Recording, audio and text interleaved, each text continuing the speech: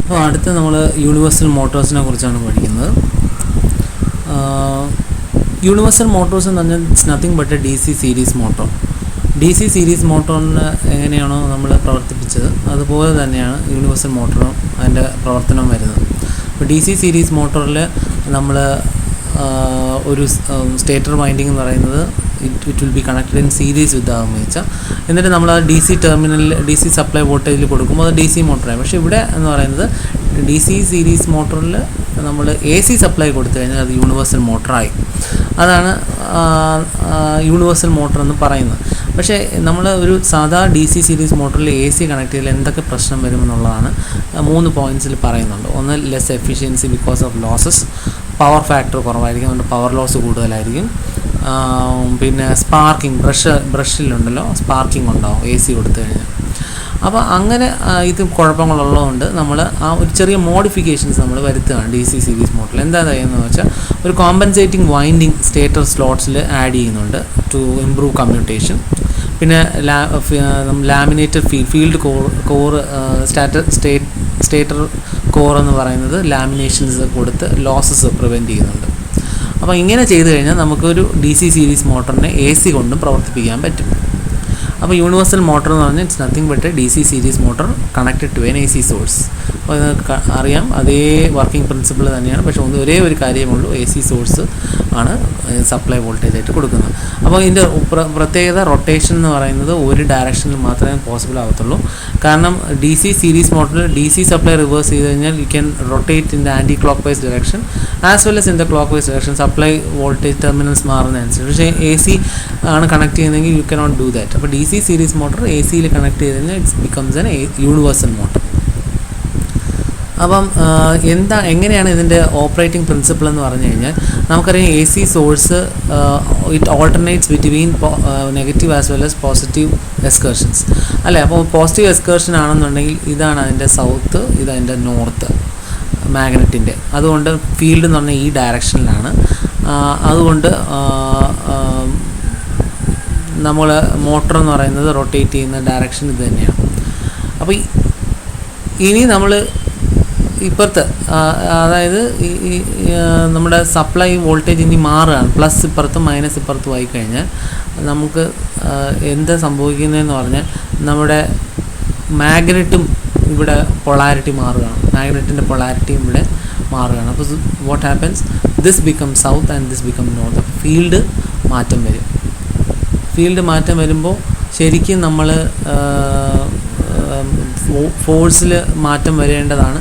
പക്ഷേ കമ്മ്യൂട്ടേറ്ററിൻ്റെ പ്രവർത്തനം കൊണ്ട് നമുക്ക് എന്ത് സംഭവിക്കുന്നു, നമുക്ക് ഇത് ഇങ്ങനെ തന്നെ ഒരേ ഡയറക്ഷനിൽ തന്നെ നമുക്ക് കറക്കാൻ കഴിയും. അപ്പോൾ ഈ ഫിഗറിൽ നിന്ന് നോക്കിക്കഴിഞ്ഞാൽ മനസ്സിലാവും കറണ്ട് ഫ്ലോ ചെയ്യുന്നത് എന്ന് പറയുന്നത് താഴെ, B മുകളിലാണ്. ഇങ്ങനെയാണ് കറണ്ട് ഫ്ലോ ചെയ്യുന്നത് അല്ലേ.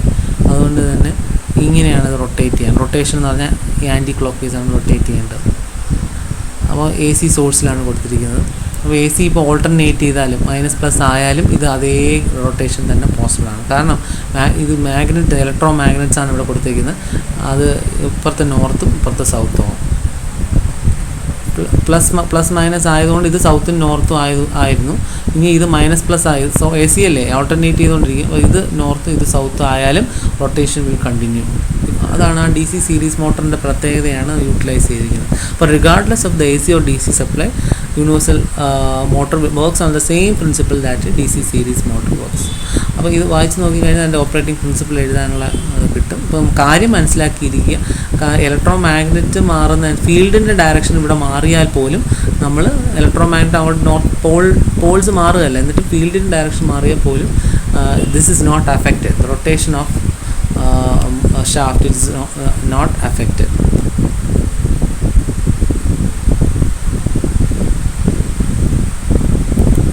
ഇനി അഡ്വാൻറ്റേജസ് എന്ന് പറയുന്നത് വളരെ ഹൈ സ്റ്റാർട്ടിംഗ് ടോർക്കാണ്. High starting torque, lightweight, compact, transit high speed. കൂടുതലായിട്ട് യൂസ് ചെയ്യുന്നത് blowers, hair dryer, grinder, vacuum cleaner, അതിലൊക്കെയാണ്. അടുത്ത് നമ്മൾ പഠിക്കാൻ പോകുന്നത് സ്റ്റെപ്പർ മോട്ടർ. എന്നൊക്കെ അറിയാം, സ്റ്റെപ്പർ മോട്ടർ എന്ന് പറഞ്ഞാൽ വളരെ കോമൺലി യൂസ്ഡ് ആണ്.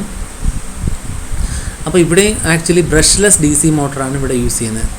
മാത്രമല്ല കംപ്ലീറ്റ് റൊട്ടേഷനേക്കാളും step by step movements, discrete angular increments എന്ന് പറഞ്ഞു കഴിഞ്ഞാൽ സ്റ്റെപ്പ് ബൈ സ്റ്റെപ്പായിട്ട് നമ്മൾ റൊട്ടേറ്റ് ചെയ്യാൻ ഉദ്ദേശിക്കുന്നതെങ്കിൽ സ്റ്റെപ്പർ മോട്ടറാണ് നമുക്ക് അത്യാവശ്യമായി വരുന്നത് അങ്ങനത്തെ യൂസിലൊക്കെ.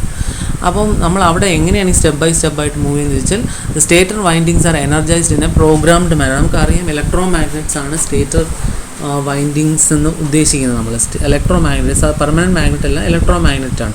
അപ്പോൾ നമ്മൾ അതിൽ ആ കോയിലിൽ കൂടെ നമ്മൾ കറണ്ട് പോയാൽ മാത്രമേ ആ അയൺ പീസ് എന്ന് പറയുന്നത് മാഗ്നറ്റ് ആവത്തുള്ളൂ. അപ്പോൾ ഏതിനെയാണോ നമ്മൾ മാഗ്നറ്റ് ആക്കാൻ ഉദ്ദേശിക്കുന്നത് അതിനെ മാത്രം എനർജൈസ് ചെയ്യുന്ന പരിപാടിയാണ് ശരിക്കും സ്റ്റെപ്പർ മോട്ടർ. ആ എനർജൈസ് ചെയ്ത് റോട്ടറിനെ കറക്കുന്ന പരിപാടിയാണ് സ്റ്റെപ്പർ മോട്ടറിലുള്ളത്. അപ്പോൾ റോട്ടർ ഓഫ് ദ മോട്ടർ എന്ന് പറയുന്നത് doesn't have any electrical winding, it has only salient poles. Rotor rotates by magnetic interaction between rotor poles and poles of sequentially energise stator windings. സീക്വൻഷ്യലായിട്ട് stator വൈൻഡിങ്സിനെ energise ചെയ്ത് പോൾസാണ് നമ്മൾ സ്റ്റേറ്ററിലുള്ളത്. അപ്പോൾ 3 type stepper മോട്ടറാണ് നമുക്കുള്ളത്: permanent magnet stepper motor, variable reluctance stepper motor, hybrid synchronous stepper motor. Permanent magnet rotor എന്ന് പറയുമ്പോഴത്തേക്കും rotor കറങ്ങുന്നത് അട്രാക്ഷൻ ആൻഡ് റിപ്പൾഷൻ ബിറ്റ്വീനാണ്. അവിടെ ആ പെർമനൻറ്റ് മാഗ്നറ്റ് ആയിട്ടായിരിക്കും റോട്ടർ ഇരിക്കുന്നത്. അപ്പം ഒരു റോട്ടർ എന്ന് പറഞ്ഞാൽ പെർമനൻറ്റ് മാഗ്നറ്റ് പീസാണ്. അപ്പോൾ അത് അതിൻ്റെ അട്രാക്ഷൻ റിപ്പൾഷനും കാരണമാണ് നമ്മൾ റോട്ടർ വർക്ക് ചെയ്യുന്നത്. ഇനി വേരിയബിൾ റിലക്റ്റൻസ് മോട്ടർ എന്ന് പറഞ്ഞു കഴിഞ്ഞാൽ it works on the principle that where is the minimum reluctance, ഏത് പാർട്ടിലാണോ റിലക്റ്റൻസ് കുറവ്. റിലക്റ്റൻസ് എന്ന് പറഞ്ഞു കഴിഞ്ഞാൽ ശരിക്കും ഒരു ഇമ്പിഡൻസ് പോലെ പറയുന്ന ഒരു സാധനമാണ്. അപ്പം മിനിമം റിലക്റ്റൻസ് ഏത് ഭാഗത്താണോ ഉള്ളത് അവിടെ വന്ന് അവിടെ ആയിരിക്കും മിനിമം ഗ്യാപ്പ് ഉള്ളത്. ആ ഗ്യാപ്പിൽ വന്നാൽ മാത്രമേ നമ്മുടെ സ്റ്റെപ്പർ മോട്ടർ നിൽക്കത്തുള്ളൂ. റോട്ടർ റൊട്ടേറ്റ് ചെയ്ത് നിൽക്കണമെങ്കിൽ അവിടെ മിനിമം ഗ്യാപ്പ് വേണം. അവിടെ ആ പൊസിഷനിൽ മാത്രമേ നിൽക്കത്തുള്ളൂ. അല്ലാതെ അട്രാക്ഷൻ റിപ്പൾഷൻ ബേസ്ഡ് ആയിട്ടല്ല. എവിടെയാണോ മിനിമം ഗ്യാപ്പ് അവിടെ വന്ന് നിൽക്കും റോട്ടർ കറങ്ങി. അത് വേരിയബിൾ റിലക്റ്റൻസ്. ഇനി രണ്ടിനെ യൂട്ടിലൈസ് ചെയ്ത് പറയുന്ന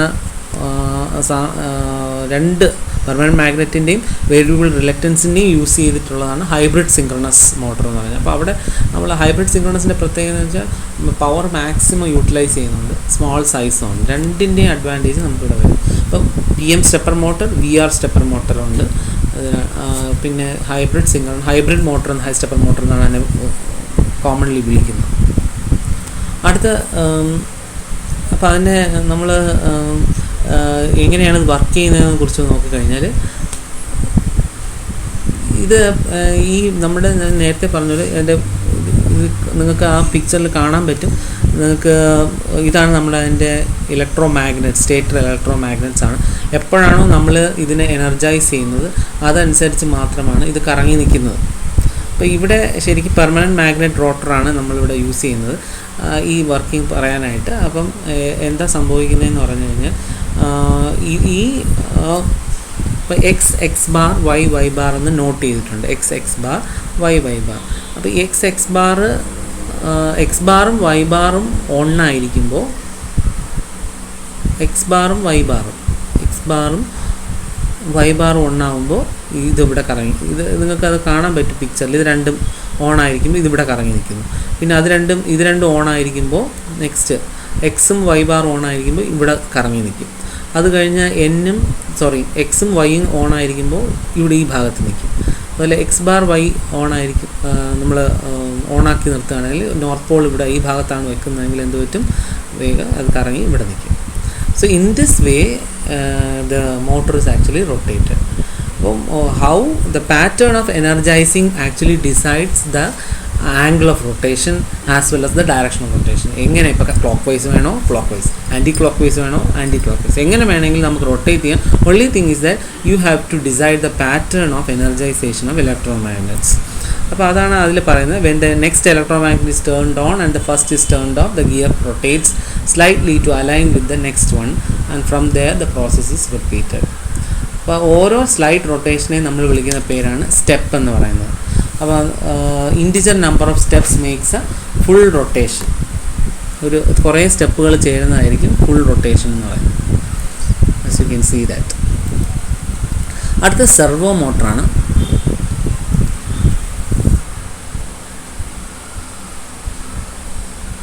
സെർവോ മോട്ടർ എന്ന് പറയുന്നത് നമുക്കിപ്പോൾ ഒരു യൂഷ്വലി കോമൺലി ആയിട്ട് യൂസ് ചെയ്യുന്ന റോബോട്ടിക്സിലൊക്കെയാണ്. അപ്പം സെർവോ മോട്ടർ നമ്മൾ യൂസ് ചെയ്യുന്നത് ഒരു ഒബ്ജക്റ്റിനെ റൊട്ടേറ്റ് ചെയ്യാനും ഒബ്ജക്റ്റിന് മൂവ് ചെയ്യാനും ഒരു ആംഗിൾ മൂവ് ചെയ്യാനും ഒക്കെയാണ്. അപ്പോൾ അവിടെ actually it consist of servo motor മെയിനായിട്ടുള്ളത് ഒരു DC അല്ലെങ്കിൽ AC മോട്ടർ കാണും, ഒരു പൊട്ടൻഷ്യോമീറ്റർ കാണും, ഒരു ഗിയർ അസംബ്ലി കാണും, പിന്നെ കൺട്രോളിങ് സർക്യൂട്ട്. അപ്പോൾ ഇത്രയും കാര്യങ്ങളാണ് സെർവോ മോട്ടറിൽ വരുന്നത്. ഒരു സെൽഫ് കണ്ടെയ്ൻഡ് മോട്ടറാണ് സെർവോ മോട്ടർ എന്ന് പറയുന്നത്. അതിൻ്റെ അകത്ത് കുറേ കാര്യങ്ങളുണ്ട്. അപ്പോൾ അതിൽ ഗിയർ അസംബ്ലി കൊടുക്കുന്നതിന് കാരണം ടോർക്ക് ഇൻക്രീസ് ചെയ്യാനും സ്പീഡ് റെഡ്യൂസ് ചെയ്യാനും പറ്റും. സ്പീഡ് ഒരുപാട് സ്പീഡ് പാടില്ല. ഒരു സാധനം മൂവ് ചെയ്യണമെങ്കിൽ നമുക്ക് പതുക്കെ ചെയ്യാൻ പറ്റും, പെട്ടെന്ന് അങ്ങ് എടുത്ത് വയ്ക്കാൻ പാടില്ല. അതുകൊണ്ട് സ്പീഡ് കുറയ്ക്കാനായിട്ടാണ് ഈ ഗിയർ അസംബ്ലി കൊടുത്തിരിക്കുന്നത്. പിന്നെ ഡിഗ്രി ഓഫ് റൊട്ടേഷൻ, എത്ര ആംഗിൾ റൊട്ടേറ്റ് ചെയ്യണം എന്ന് പറയുന്നത് അതിൻ്റെ കൺട്രോൾ പിന്നിൽ കൊടുക്കുന്ന പൾസിൻ്റെ വിഡ്ത്ത് അനുസരിച്ചാണ്. പൾസിൻ്റെ വിഡ്ത്ത് 2 മില്ലി സെക്കൻഡ് ഉണ്ടെങ്കിൽ അത് മാക്സിമം ആംഗിൾ നിൽക്കും. അത് ഓരോ തവണയും സെർവോ മോട്ടർ ചെക്ക് ചെയ്യും പൾസ് ഉണ്ടോ എന്നുള്ളത്. Every 20 millisecond it checks if there is a pulse. ആ പൾസ് 2 മില്ലി സെക്കൻഡ് ഉണ്ടെങ്കിൽ അതിന് പറഞ്ഞിരിക്കുന്ന മാക്സിമം ആംഗിൾ, ഓരോ സെർവോ മോട്ടറിനും ഓരോ മാക്സിമം ആംഗിൾ പറഞ്ഞു. ഇപ്പം 360 ഡിഗ്രി വരെ അവൈലബിൾ ആണ് സെർവോ മോട്ടർ.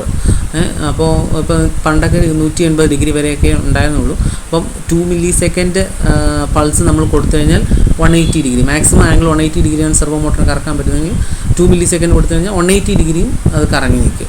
അല്ല 1 മില്ലി സെക്കൻഡാണ് കൊടുക്കുന്നതെങ്കിൽ 90 ഡിഗ്രിയെ കറക്കത്തുള്ളൂ. അപ്പോൾ അതുപോലെയാണ് അത് ആ പൾസ് നോക്കിയാണ് എത്ര ആംഗിൾ കറക്കണമെന്നുള്ളത് ഡിസൈഡ് ചെയ്യുന്നത്. ഇനി സെർവോ മോട്ടറിൻ്റെ വർക്കിംഗ് പറയാണ്.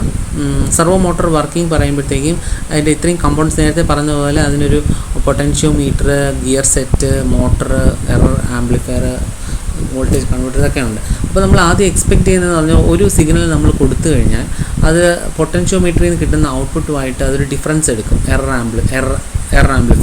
ആ ഡിഫറൻസിനെ ആംപ്ലിഫൈ ചെയ്താണ് നമ്മൾ മോട്ടറിന് കൊടുക്കുന്നത്. അപ്പോൾ മോട്ടോർ കറങ്ങിക്കൊണ്ടിരിക്കുകയാണ്. നമ്മളിപ്പോൾ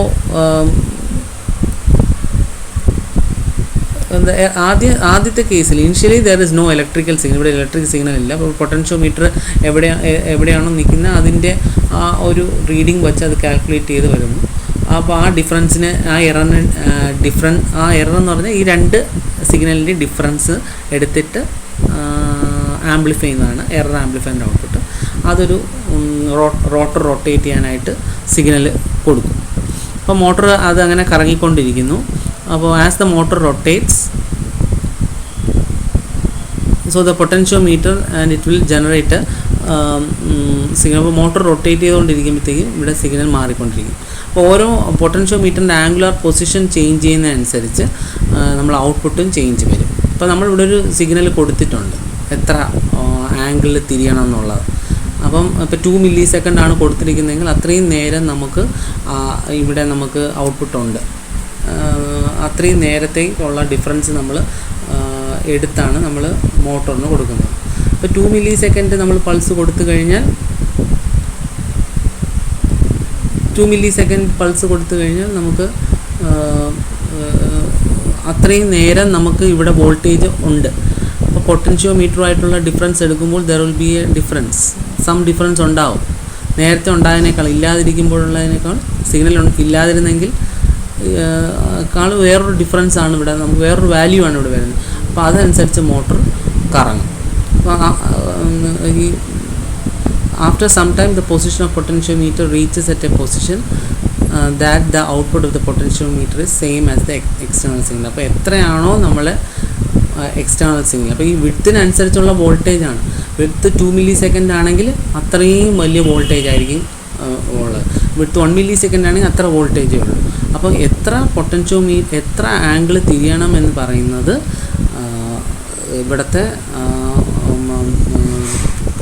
ഇവിടുത്തെ ഈ വോൾട്ടേജിൻ്റെ റീഡിങ് അനുസരിച്ചായിരിക്കും.